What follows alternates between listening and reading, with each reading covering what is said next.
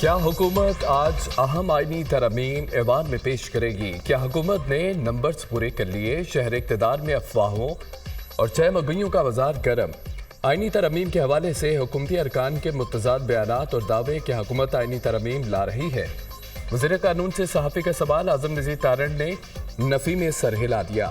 قومی اسمبلی اور سینٹ کے اہم ترین اجلاس آج ہوں گے۔ آئینی ترامیم پیش کیے جانے کا امکان، اجلاسوں میں حاضری یقینی بنائی جائے۔ حکومت کا اتحادی ارکان قومی اسمبلی اور سینیٹرز کو پیغام۔ سینیٹر اسحاق ڈار کے چیمبر سے سینیٹرز کو مطلع کیا گیا۔ حکومت کی جانب سے تاحال اتحادی ارکان کو قانون سازی کی نوعیت سے آگاہ نہیں کیا گیا۔ اہم حلقوں کے JUI کے ارکان پارلیمنٹ سے بھی رابطے ہوئے۔ سینٹ اجلاس کا 5، قومی اسمبلی کا 6 نکاتی ایجنڈا جاری، کوئی قانون سازی ایجنڈے کا حصہ نہیں۔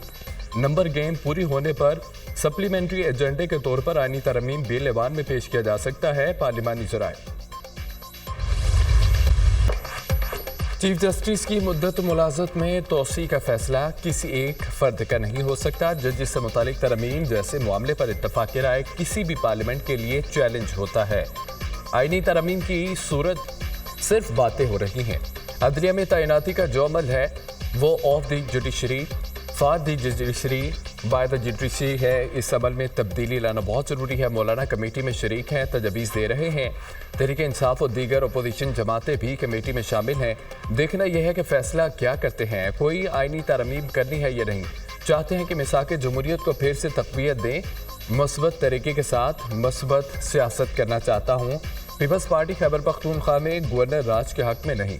اگر حالات ناگزیر ہو جائیں تو گورنر راج لگانا پڑے تو لگا سکتے ہیں۔ بلاول بھٹو کی پارلیمنٹ ہاؤس میں میڈیا سے گفتگو۔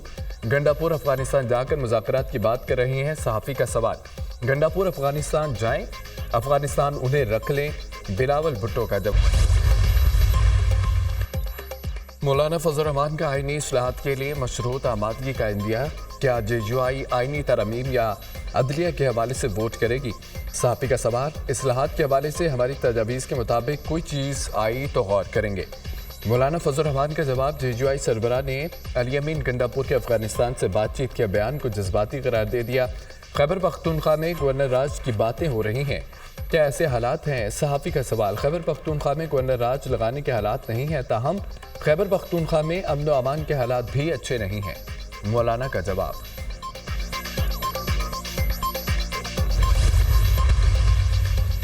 حکومت کے پاس آئینی ترامیم کے لیے 2/3 اکثریت نہیں۔ حکومت عدلیہ کو کنٹرول کرنے کے لیے پارلیمانی روایت کو پیروں تلے روند رہی ہے۔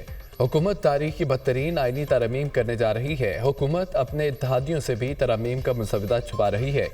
ہمارے ارکان کو اغوا کر کے اور دباؤ میں لا کر 2/3 اکثریت حاصل کرنے کی کوشش کی جا رہی ہے۔ جعلی ترامیم اور عدلیہ پر حملے کے خلاف پارلیمان اور عوام دونوں میں بھرپور مزاحمت کریں گے۔ PTI اسد کیسر کا متوقع جوڈیشل پیکیج پر رد عمل۔ حکومت پٹاری سے کیا نکالتی ہے، ہم دیکھ لیں گے۔ بیرسٹر گوہر صاحبزادہ حامد رضا نے کہا ہے کہ ترامیم ہوگی تو ووٹ نہیں دیں گے۔ ہمارا کوئی ایک رکن نہیں ٹوٹا، ہماری پارلیمانی پارٹی اپنی جگہ یکجا ہے۔ اگر کسی نے سیاسی خودکشی کرنی ہے تو اور بات ہے۔ کوئی آئینی اصلاحات نہیں ہو رہی، یہ سب بددیانتی ہے۔ فارم 47 کی پیداوار حکومت عوام کی نمائندہ نہیں ہے۔ قومی اسمبلی اور سینٹ مکمل نہیں، مخصوص نشستیں بھی ہمیں نہیں دی گئیں۔ سردار لطیف کھوسہ کی دنیا نیوز کے پروگرام ٹو نائٹ وتھ سمر عباس میں گفتگو۔ چیف جسٹس قاضی فائد عیسیٰ کی زیر صدارت جوڈیشل کمیشن کا 5 گھنٹے طویل اجلاس۔ اعلیٰ عدلیہ میں ججز کی تقرری کے رولز کا جائزہ۔ ہائی کورٹس میں خالی اسامیوں پر تقرریوں کا بھی جائزہ۔ جسٹس منیب اختر اور اٹارنی جنرل کے درمیان اہم مکالمہ۔ گزشتہ اجلاس میں آئینی ترامیم کا بتایا گیا تھا، مجوزہ آئینی ترامیم بارے بتائیں۔ جسٹس منیب اختر کا استفسار، اس سوال کا جواب وزیر قانون دے سکتے ہیں، جوڈیشل کمیشن کو یہ سوال پوچھنے کا اختیار نہیں۔ جوڈیشل کمیشن حکومت سے یہ نہیں پوچھ سکتا۔ اٹارنی جنرل منصور عثمان کا جواب۔ اٹارنی جنرل کے جواب کے بعد جسٹس منیب اختر اجلاس سے اٹھ کر چلے گئے۔ جسٹس منصور علی شاہ نے ممبران کو جوڈیشل کمیشن رولز بارے بریف کیا۔ رولز ڈرافٹ پر تمام ممبران کی رائے لی گئی۔ ترمیم کے مجوزہ ڈرافٹ میں کچھ تبدیلیوں پر اتفاق رائے ہوا۔ یقینی بنایا گیا کہ ڈرافٹ رولز آئین سے مطابقت رکھتے ہوں۔ نیا ڈرافٹ آئندہ اجلاس میں ممبران کے سامنے پیش کیا جائے گا۔ جوڈیشل کمیشن کا آئندہ اجلاس 28 ستمبر کو ہوگا۔ پاکستان اس پوائنٹ پہ آ چکا ہے جہاں پر حالات کو بدلنے کا وقت آ چکا ہے۔ پاکستان کی جو زرعی اجناس کی جو ایکسپورٹس تھیں وہ بھی ایک بہت ہی حوصلہ افزا اس میں اضافہ ہے۔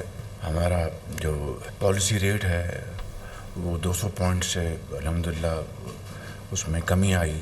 مہنگائی کی شرح ہے وہ بہت تیزی سے نیچے آئی، 32% پہ تھی، وہ آج 9.6% پہ ہے۔ یہ وہ سگنلز ہیں جس سے کہ پتہ چلتا ہے کہ ہماری معیشت کی سمت درست ہے۔ پاکستان جلد مشکلات سے جان چھڑائے گا۔ پاکستان اس موڑ پر ہے جہاں حالات کو بدلنے کا وقت آ چکا۔ معاشی اشاریہ سے پتہ چلتا ہے کہ سمت درست ہے۔ پالیسی ریٹ میں کمی صنعت کاروں اور ایکسپورٹرز کے لیے ریلیف ہے۔ وقت کے ساتھ پالیسی ریٹ میں مزید کمی آئے گی۔ مہنگائی کی شرح گزشتہ سال 32% تھی جو اب 9.6% پر ہے۔ ترسیلاتی زر میں بھی ریکارڈ اضافہ ہو رہا ہے۔ آئی ٹی کے شعبے کی ترقی کے لیے کوشاں ہیں۔ IMF اہداف پورا کرنے کے لیے ٹیکس دائرہ کار کو وسیع کیا گیا۔ تنخواہ دار طبقے پر مزید بوجھ پڑا، جس کا احساس ہے کسی ایک شعبے پر ٹیکس کا بوجھ ڈالنے سے معاشرہ ترقی نہیں کر سکتا۔ سعودی عرب، متحدہ عرب امارات نے IMF پروگرام کے لیے اپنا حصہ ڈالا۔ دوست ملکوں کے تعاون سے IMF پروگرام کا حصول ممکن ہوا۔ آرمی چیف اسحاق ڈار نے IMF پروگرام میں کردار ادا کیا۔ وزیر اعظم کی مسلم لیگ نون کے ینگ پارلیمنٹیرین سے ملاقات میں گفتگو۔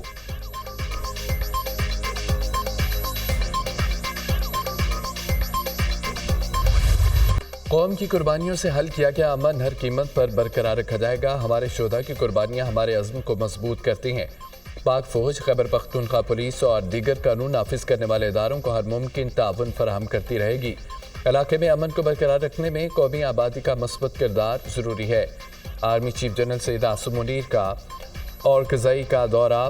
وادی تیرہ میں کارروائیوں میں حصہ لینے والے جوانوں سے ملاقات۔ آرمی چیف نے افسران اور جوانوں کے ساتھ بات چیت کی۔ بلند حوصلے اور ہر قسم کے خطرے کے خلاف مؤثر جواب دینے کی تیاری کو سراہا۔ آرمی چیف کا قانون نافذ کرنے والے اداروں کے استعداد کار میں اضافے کی ضرورت پر زور۔ دہشت گردوں کے گٹھ جوڑ کو شکست دینے اور غیر قانونی سرگرمیوں کو ختم کرنے کے عزم کا اعادہ۔ آرمی چیف نے سیکیورٹی فورسز کے لیے مقامی آبادی کی حمایت کو بھی سراہا۔ جنرل عاصم منیر کو سیکیورٹی کی صورتحال، انسداد دہشت گردی کی کارروائیوں پر بریفنگ۔ آرمی چیف نے یادگار شہداء پر پھولوں کی چادر چڑھائی۔ جنرل عاصم منیر کی آمد پر کور کمانڈر پشاور نے استقبال کیا۔ ISPR۔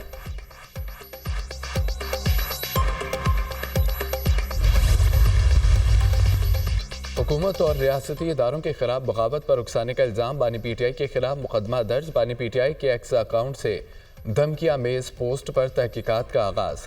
Cyber crime wing team کی بانی PTI سے تحقیقات کے لیے ڈالا جیل آمد۔ بانی PTI کا سائبر کرائم ونگ کی تحقیقاتی ٹیم کے سامنے پیش ہونے سے انکار۔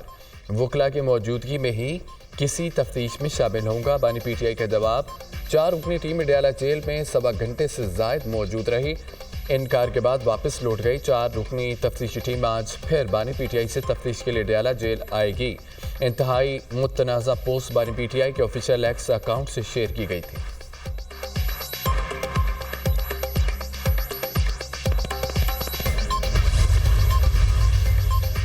PTI رہنماؤں کی نیوز کانفرنس۔ صحافیوں کا علیمین گنڈاپور کے صحافیوں بارے نازیبا الفاظ پر احتجاج۔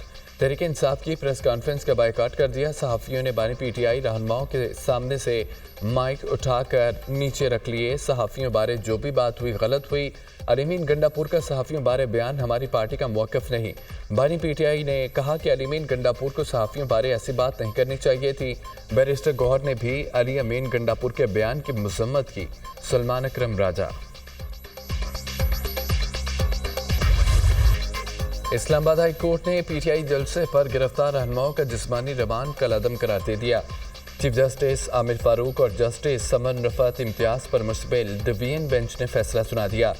عدالت کا تمام گرفتار رہنماؤں کو جوڈیشل کرنے کا حکم۔